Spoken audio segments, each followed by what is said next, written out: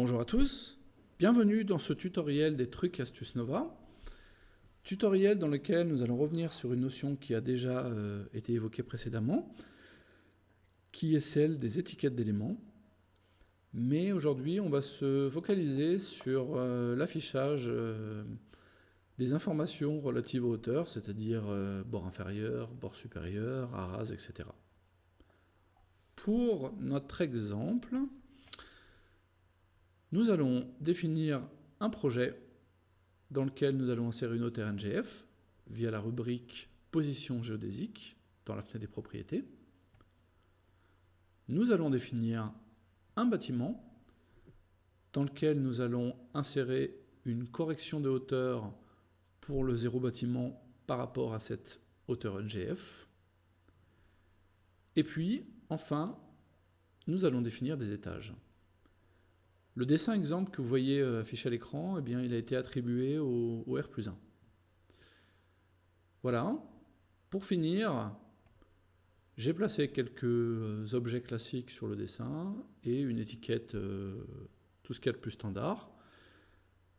On va utiliser cette étiquette, et plus précisément des paramétrages spécifiques relatifs à cette étiquette, pour voir un petit peu eh bien, ce qu'on est capable de faire dans le cadre de la thématique qui nous intéresse aujourd'hui. Alors c'est parti, allons-y. On va sélectionner pour commencer notre étiquette. Je vais lui insérer une deuxième ligne. Dans la première ligne, je vais aller choisir comme information affichée tout en bas du menu déroulant, ou presque, l'information bord inférieur. On va se mettre en centimètres. Et puis, pour ma deuxième ligne, afin que vous puissiez bien voir la différence, je vais choisir le bord inférieur relatif. La différence à première vue ne saute pas aux yeux, je vous l'accorde. Et bien cela, c'est parce qu'il me reste encore un paramètre à effectuer. Ce paramètre, je vais aller le chercher ici. Référence prise par rapport à, et je vais sélectionner la hauteur NGF. Donc en résumé, un bord inférieur relatif, ou bord supérieur, milieu, etc., vous donne la possibilité de faire référence au dessin dans le cadre ou dans le contexte du projet, du bâtiment, de sa hauteur NGF, etc. Alors que la première option, bord inférieur absolu, entre guillemets, va faire référence à la hauteur de l'objet par rapport au zéro du dessin dans lequel il a été placé. Les informations affichées eh bien, prennent en compte des critères comme le cadre ou l'isolant. En voici un exemple. Donc l'objet que j'ai tiqué, lui, ne contient pas d'isolant. Et puis, sachez que ces critères sont optionnels, puisque par exemple, en sélectionnant les deux étiquettes suivantes et en activant la case bord supérieur, bord inférieur pour la 3D, bord nu, voilà, eh bien je ne vais plus prendre en compte l'information ni sur l'isolant ni sur le cadre. Je vous montre un dernier petit exemple pour finir. Donc en deuxième ligne, je suis toujours sur un choix bord inférieur relatif élément. Par contre, ici, je vais rester sur ma hauteur locale d'étage, donc de dessin. Et puis juste en dessous, dans la ligne qui vient de se générer automatiquement, suite à mon choix, je vais choisir comme hauteur correctrice le maître maçon. Voilà. Donc pour information, la liste proposée dans le menu déroulant suivant, vous allez pouvoir l'éditer via la barre d'outils Applications. Deuxième icône, éditer les différentes hauteurs de montage.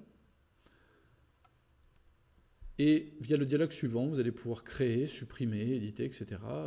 Vos hauteurs de montage que vous allez pouvoir par exemple sauvegarder dans votre projet modèle, votre projet gabarit.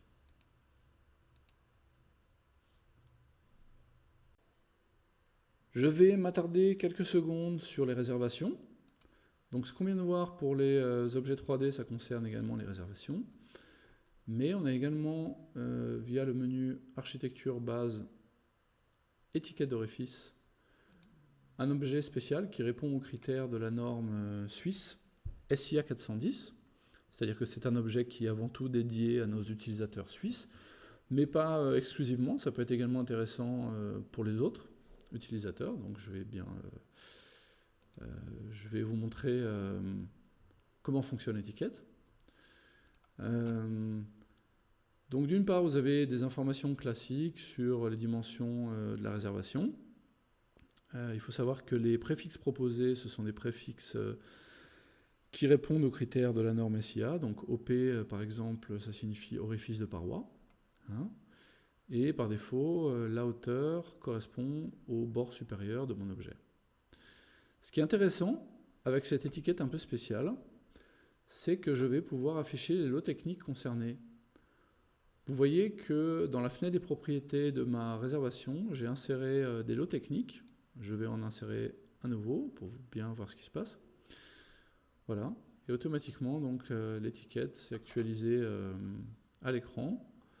L'affichage étant, encore une fois, j'insiste, hein, conforme aux critères de la norme SIA 410. Pour conclure, 2-3 petites informations concernant les conduites filaires. La conduite affichée à l'écran, c'est une conduite qui a été dimensionnée, donc elle possède un DN ainsi qu'un diamètre extérieur.